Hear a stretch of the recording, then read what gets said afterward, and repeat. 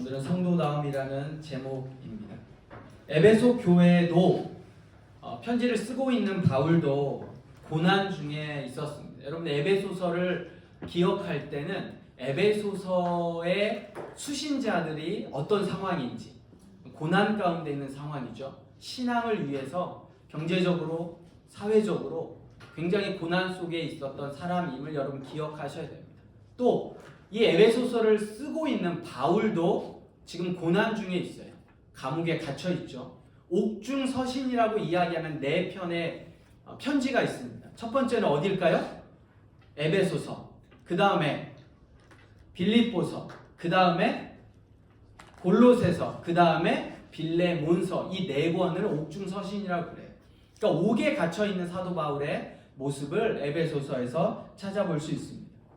그러나 그 고난 중에 있음에도 불구하고 삼위일체 하나님께서 그들을 격려해 주시죠. 창세 전부터 내가 너희를 택했다. 그분을 향한 에베소서나 바울을 향한 그분의 계획을 분명하게 말씀하고 계십니다. 그리고 바울도 에베소 교회도 그 하나님의 창세 전부터 택하셨던 그 계획과 목적에 의해서 때로는 고난받고 있지만 연단과 성장을 통해서 하나님 앞에 한 걸음 한 걸음 더욱더 가까이 가고 있음을 바울이 이야기를 해주죠. 그리고 그 고난 속에 바울은 권합니다. 뭘 권해요? 교회다움을 잃지 마라. 교회다움이 뭐예요? 세상과 구별된 다름이잖아요. 그리고 또 바울의 권면은 이렇습니다. 그리스도의 장성한 분량에 이르기까지 너희가 자라가라. 그에게까지 자라가라. 이거는 시간이 걸리는 거지만 결과가 아니라 과정을 이야기한다고 했고, 온전하고 완전한 모습이 아니라 성장과 성숙해가는 과정에 있어야 한다고 이야기를 했습니다. 다른 사람을 돌아보아 공동체를 세워가라. 이게 이제 지난 3주간 우리가 함께 말씀을 살펴본 내용입니다. 이번 주는 에베소서의 마지막 시간으로 성도다움에 대해서 같이 생각해 보려고 합니다. 사실 교회는 성도들의 모임이잖아요. 무리예요. 그래서 교회다움과 성도다움을 무자르듯 딱 구분할 수는 없지만, 그래도 교회라는 공동체에서 성도다움으로 조금 더 바울이 구체적인 예를 들어 설명하고 있습니다. 오늘 말씀을 딱 읽으셨을 때 그 말씀 처음이 아내들이여 자기 남편에게 복종하기를 주께 하듯 하라. 이거 굉장히 예민한 말씀이잖아요. 요즘 세대에. 이렇게 이제 시작을 한단 말이죠. 그럼 구체적으로 하나님께서 어떻게 그리스도인이 세상 속에 살아가야 할까? 성도다움을 어떻게 말씀을 하시는가? 여러 가지 문제 앞에 우리는 선택을 합니다. 그 선택을 할 때 하나님의 뜻이 어디에 있음을 어떻게 우리가 알 수 있는가 함께 생각해 보도록 하겠습니다. 성경을 읽다 보면 또 각자의 생활을 하다 보면 하나님은 어떤 문제에 대한, 내가 가지고 있는 그 문제에 대한 명확한 질문을 해주실 때도 있지만 해주시지 않을 때도 있어요. 성경은 일일이 다 대답하고 있지는 않단 말이죠. 그러나 그 수많은 문제들 속에서 일관된 메시지를 전해줘요. 그래서 우리는 그 일관된 메시지를 통해서 하나님에 대한 질문에 답을 찾을 수 있어야 됩니다. 또 어떤 질문은 답이 없을 수도 있어요. 그 명확한 답은 모른다가 더 맞을 수도 있습니다.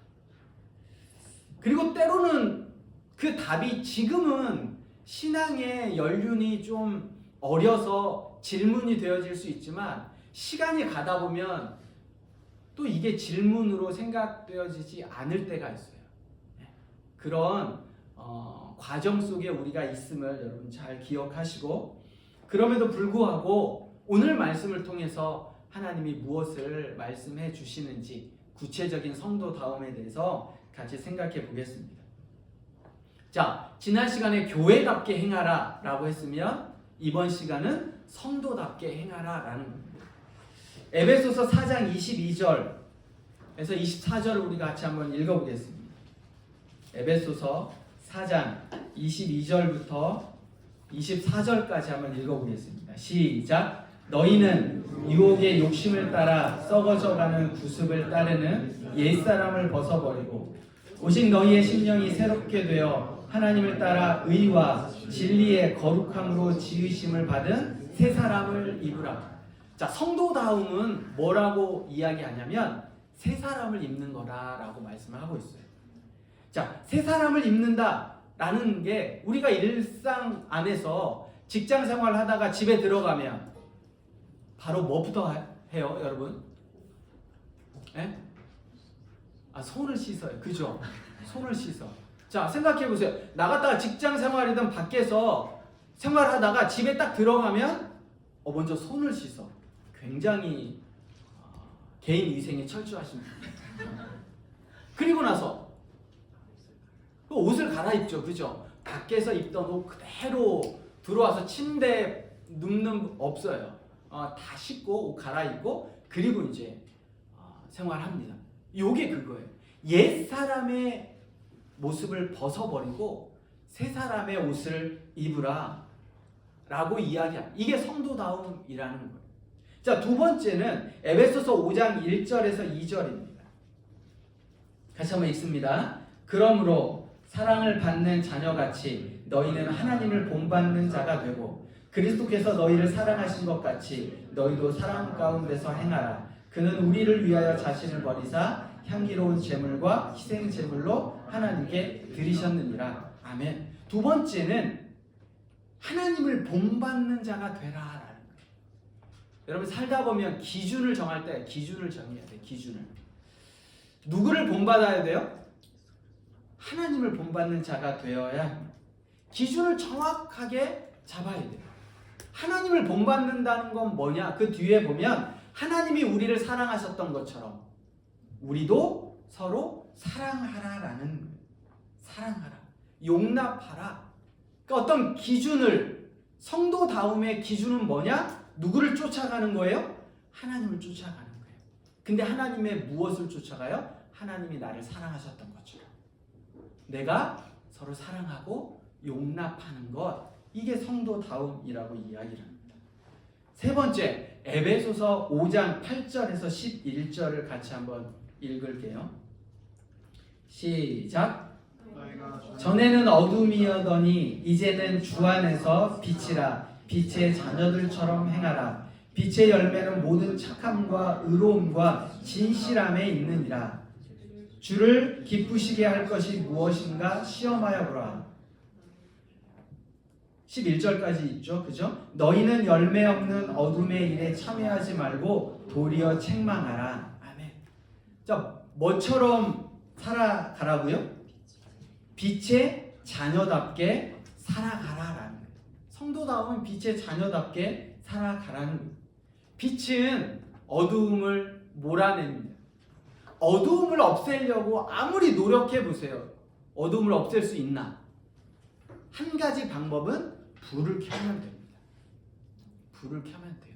빛은 우리에게 뭘 줄까요? 밝음을 주죠. 명확하게 해줘요. 그리고 또 따뜻하게 해줍니다. 오늘 기온이 굉장히 많이 올랐어요. 왜 그런 줄 아세요? 햇볕이 비춰지기 때문에 그래요. 빛은 우리에게 따뜻함을 줍니다. 그러니까 빛의 자녀들답게 살아가라라는 거예요. 다른 사람에게 따스함을 주고 밝음을 주고 명확한 걸 주고 혼란스러울 때 뭔가 빛이 비추어지는 삶을 살아가라라고 이야기를 해줍니다. 그리고 마지막으로는 에베소서 5장 15절에서 16절입니다. 같이 읽습니다. 시작. 그런즉 너희가 어떻게 행할지를 자세히 주의하여 지혜 없는 자같이 하지 말고 오직 지혜 있는 자같이 하여 세월을 아끼라. 때가 악하니라. 아멘. 지혜로운 자같이 살아가라. 지혜로운 자는 어떤 자예요? 세월을 아끼는 자예요. 시간을 아끼는 자고 시간을 붙잡는 자죠. 이거는 크로노스와 카이로스라는 이제 두 가지 시간에 대한 헬라어를 조금 더 알아야 될 텐데 우리가 이제 요 본문을 하고 있는 건 아니니까 여러분 어쨌든 기회를 삼으셔야 됩니다. 기회를. 지혜 없는 자 같이 살지 말고 올 1년 돌아보시면 한 달 동안 어떻게 사셨는지 한번 되돌아보세요. 처음에 계획했던 대로 내가 살고 있는지 쉽지 않죠? 그러면 이번 주부터 그렇게 살면 됩니다. 왜? 이번 주 다시 새해잖아요. 새해, 우리에게 주어진 두 번째 기회, 새해. 새해로 여러분 지혜로운 사람답게 사셔야 됩니다. 새 사람을 입으라. 하나님을 본받는 자가 되라. 빛의 자녀답게 살아라. 그리고 마지막으로는 지혜 있는 자답게 살아라. 이것이 바울이 에베소 교인들에게 이야기한 성도다움의 삶입니다. 하나님과 관계 속에서 이렇게 변화된 삶을 제시해 줍니다. 그런데 그 변화된 삶이 조금 더 구체적으로 드러나는 게 오늘 우리가 읽은 말씀이에요. 에베소서 5장 22절부터 6장 9절이라. 여러분 새 사람을 입어야 되는 것, 빛의 자녀로 살아야 되는 것, 하나님을 본받는 사람이 되어야 되는 것, 지혜롭게 살아야 되는 것에서 구체적으로 내가 지금 처해 있는 아내로, 남편으로, 자녀로, 아버지로, 종으로, 상전으로 어떻게 그러면 살아야 할 건가 조금 더 구체적으로 이야기를 하고 있어요. 자, 22절에 아내들에게 어떻게 이야기를 합니까? 남편에게 복종하라 라고 이야기를 하는 거예요. 남편들은 아내를 사랑하라 라고 이야기를 합니다. 자, 이 말을 딱 듣고 아내들은 감사하세요? 아, 너무 감사하다. 이게 이제 논란이 되잖아요. 이제 논란이 돼서 복종이라는 단어가 너무 강하다. 그래서 순종으로 바꾸자. 이렇게 해서 의역해서 순종으로 바꾸는 데도 있죠. 근데 이거는 말씀의 상황성을 너무 모르는 거예요. 자, 우리가 성경을 볼 때는 뭐가 중요하냐면 상황성이 중요합니다. 그러니까 1차 독자는 오늘 우리가 아니에요. 1차 독자는 누구예요? 당시에 살았던 사람들이라고요. 당시에 살았던 사람들. 문맥을 통해서 볼 때 아내에게 포커스가 되어 있지 않아요.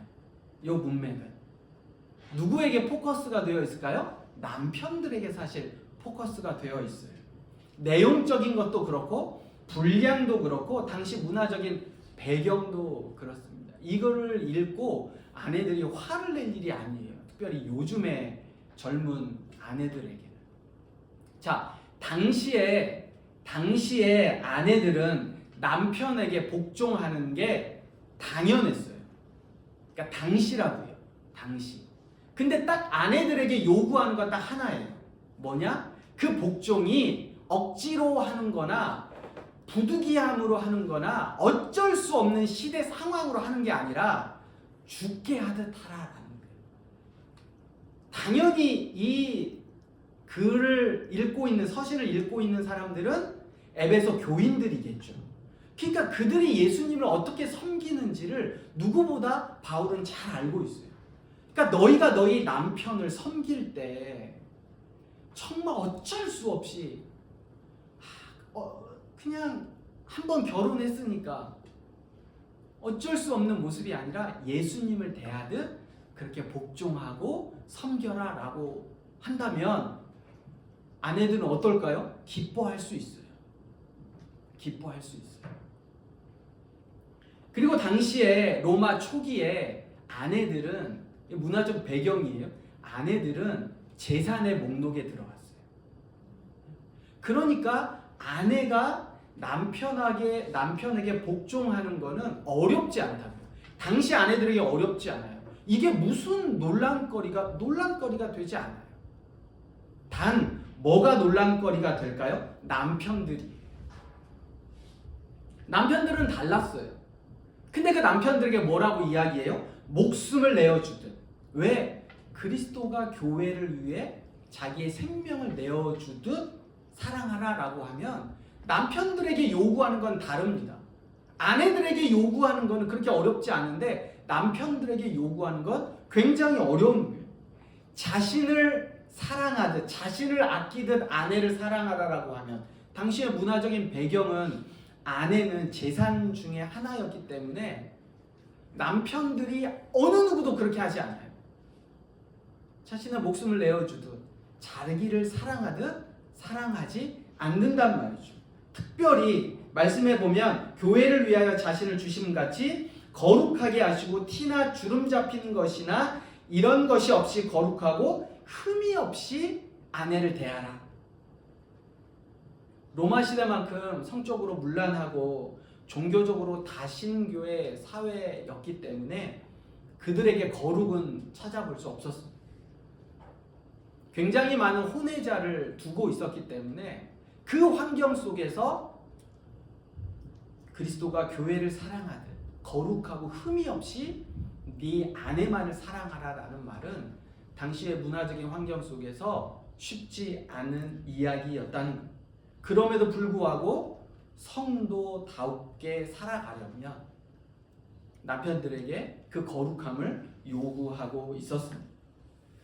6장 1절에서 4절에 보면 자녀와 아버지에 대한 이야기가 나옵니다. 여기도 마찬가지입니다. 자녀에게 포커스가 되어 있지 않고 누구에게 포커스가 되어 있어요? 아버지에게 포커스가 되어 있습니다. 자녀들이 아버지에게 순종하는 것 당연합니다. 당시의 문화 속에서는 그랬어요. 여러분, 자녀가 성인이 돼도 아버지가 그 자녀들의 재산을 관리할 수 있었던 게 바로 로마 시대 초기입니다. 그리고 아버지가 이 아이를 내 호적에 올릴 건지 안 올릴 건지를 결정할 수 있는 것도 아버지의 권한이었어요. 굉장히 많은 혼외자들이 있었기 때문에 그 아이들을 내가 받아들일 건가 받아들이지 않을 건가, 아이들의 생명, 재산을 결정할 수 있는 것도 아버지의 권리였다고요. 그런 의미 속에서 자녀들이 복종하는 거 당연합니다. 근데 뭐가 어려워요? 아버지가 어려운 거예요. 여기에 보면 6장 4절에 아비들아 너희 자녀를 노엽게 하지 말아라. 또 오직 주의 교훈과 훈계로 양육하라. 네 생각대로, 네 뜻대로, 네가 하고 싶은 대로 아이를 키우면 안 되고 주의 교훈과 훈계. 주의 교훈이 뭐예요? 자신을 내어주시기까지 사랑하시고 희생하시고 섬기시고 절대적인 사랑으로 대하셨던 게 예수님이 자신의 제자들과 자신의 백성을 대하셨던 방법이에요. 그럼 자기의 자녀들을 어떻게 대해야 한다고요? 예수님이 이스라엘 백성들을 사랑하셨던 것처럼, 제자들을 사랑하셨던 것처럼. 이게 당시에 로마 사회에서는 한 번도 보지 못하는 아버지가 자녀를 대하는 태도라는 말. 자, 세 번째는 종들에게도 이야기를 합니다. 종들이 두렵고 떨림으로 성실한 마음으로 육체의 상전에게 순종하는 것.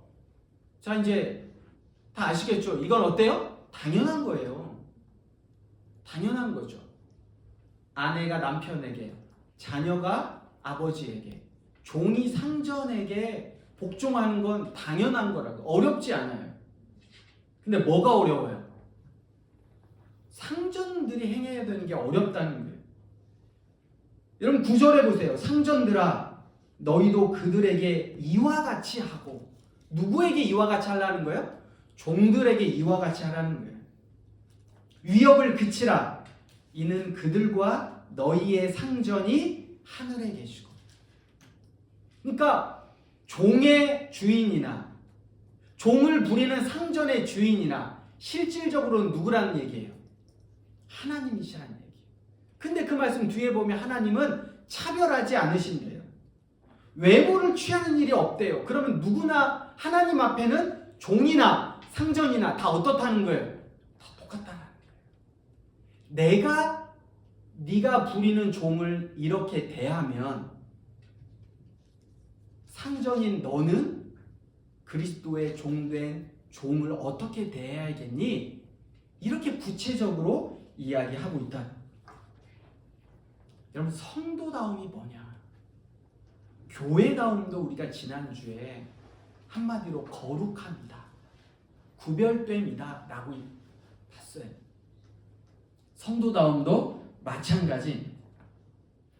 교회다움과 마치 세상과 구별된 모습이, 내가 다 누릴 수 있지만 또 그게 세상적인 분위기지만 성경이 말하고 있으면 그 성경에 따라 하나님을 본받는 자가 되는 것이 성도다움입니다. 세상에 가는 방향과 교회와 성도가 가는 방향은 달라야 됨을 바울이 에베소 교인들에게 이야기해 주고 있습니다. 그럼 어떻게 우리가 이렇게 살 수 있을까? 오늘 우리가 어떻게 이렇게 살 수 있을까? 여러분, 심리학에서 발달 심리학이나 사회 심리학이나 교육 심리학에 속하면서 조직 관리, 마케팅, 상담 등에 주로 쓰이는 이론 중에 사회학습 이론이라는 게 있습니다. 관련된 서적들도 굉장히 많습니다. 이 이론에 의하면 사람들은 관찰이나 모방을 통해서 행동을 학습한다고 합니다. 특히 반복적으로 접하는 어떤 행동이나 환경 속에서 학습이 이루어지고 익숙한 방식대로 행동하는 것이 사람들의 경향이고, 그런 경향은 갈수록 강해진다고 해요. 이 이론을 통해 모방의 법칙, 동일시의 법칙, 강화의 법칙 등 수많은 사회 법칙들이 나왔다라는 겁니다. 맞나요? 심리학 전공하신 대표적인 실험이 1960년대에 미국의 스탠퍼드 대학 교수였던 엘버트 반두라라는 교수가 행했던 보보 인형 실험인데요.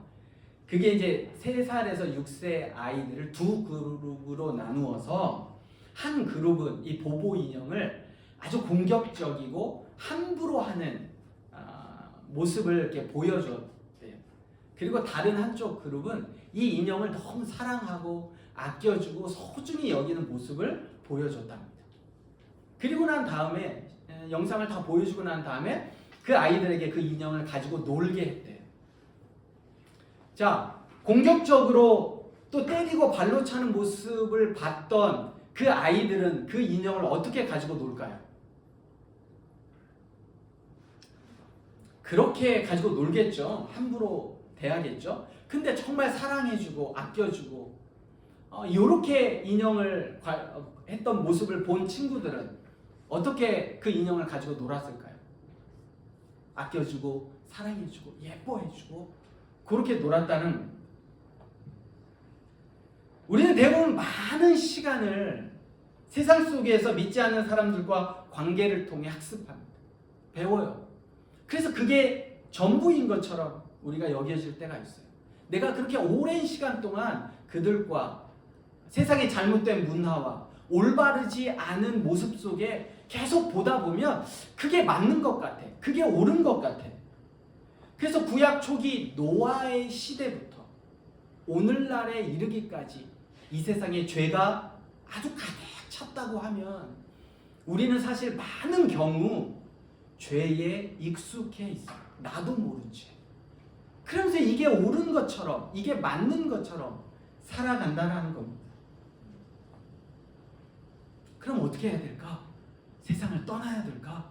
매일 교회로만 와야 될까? 모두가 신학교를 가야 될까?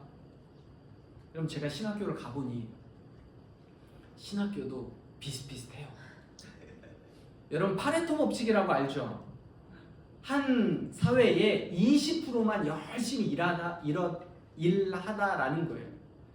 근데 그게 사람들뿐만 아니라 개미들도 그러더래요. 개미들을 보니까 20%만 일하고 80%는 놀더라는 거예요. 그래서 그 일하는 20% 개미만 따로 모아서 한 그룹을 만들어 봤더니 그 안에서도 또 20%만 일하더래요. 이게 이제 파레토 법칙이거든요. 어디나 다 비슷비슷합니다. 검은 말과 흰 말이 있어요. 어느 말이 더 잘 달릴까요? 어떠세요? 검은 말과 흰 말이 있어요. 어느 말이 경주를 하면 더 잘 달릴까요? 예진님, 어느 말이 더 잘 달리겠습니까? 아 몰라요? 아 이거 알아야 되는데. 지윤님 어느 말이 더 잘? 왜 이렇게 놀라니? 어느 말이 더 잘 달릴까요? 흰 말과 검은 말 중에. 아침밥 많이 먹은 말. 아침밥을 많이 먹은 말. 하성님 어느 말이 더 잘 달릴 것 같으세요? 빠른 말. 아 빠른 말. 여러분 평소에 관리가 잘 된 말이 잘 달리겠죠. 그러니까 아침밥 잘 먹은 말이 잘 달려요. 네. 평소에 관리가 잘 된 말이 잘 달립니다. 그게 하얀 말이든 검은 말이든 상관없이. 일주일 내내 아니 한 달 내내 관리가 안 된 말. 근데 한 달 내내 너무너무나 관리가 잘 된 말. 경주를 딱 하면 어느 말이 잘 달릴지는 우리가 다 알고 있습니다. 그럼 제 말이 무슨 말인지 아시겠죠? 우리가 무엇을 공급받을 거냐? 세상에 있지만 우리가 죄 가운데 살아가지만 가정에서 직장에서 쉽지 않지만 내가 무엇을 통해 공급받을 거냐? 내가 어떤 일로 누구와 더 많이 어떤 환경 속에 더 많이 내가 무엇을 학습하고 무엇을 모방할 거냐에 따라서 행동이 결정되어진다라는 겁니다. 바울이 에베소서에서 6장을 걸쳐서 고난받고 있는 그들에게 이야기하고 있는 건 고난은 극복할 수 있다라는 거예요. 너희가 지금 어려움 가운데 있지만 이 일을 통해서 오히려 성숙하고 성장할 수 있다라는 거예요. 세상을 이길 수 있다라고 이야기를 합니다. 어떻게 해요? 그리스도 안에서. 말씀 안에서 성령이 공급하시는 힘으로 능히 감당할 수 있다고 이야기를 합니다. 그래서 새 사람을 입으라. 하나님을 본받는 자가 되라. 빛의 자녀가 되라. 지혜롭게 살아라. 라고 이야기를 하고 있는 겁니다. 진리의 말씀이 아니더라도 우리가 방금 찾아봤던 세상의 학문도 학습과 모방을 통해 행동이 나온다고 하면 우리가 어떻게 살아가야 할까 하나님이 말씀해 주심을 여러분 기억하셔야 됩니다. 로마서 12장 2절은 이렇게 이야기합니다.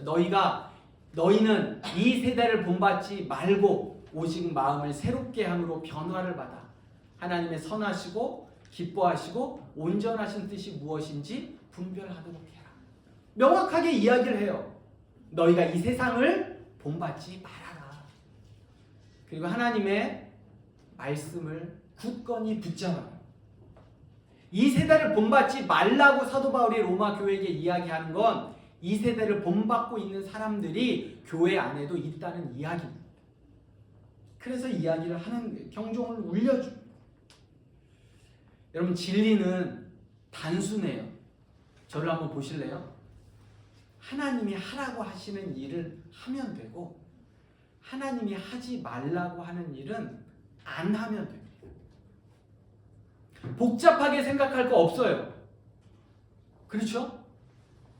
하나님이 하라고 하는 일은 찾아서라도 하시면 돼요. 하나님이 하지 말라고 하시는 일은 어떻게든지 하지 않으면 됩니다. 이게 단순한 하나님의 진리의 말씀이에요.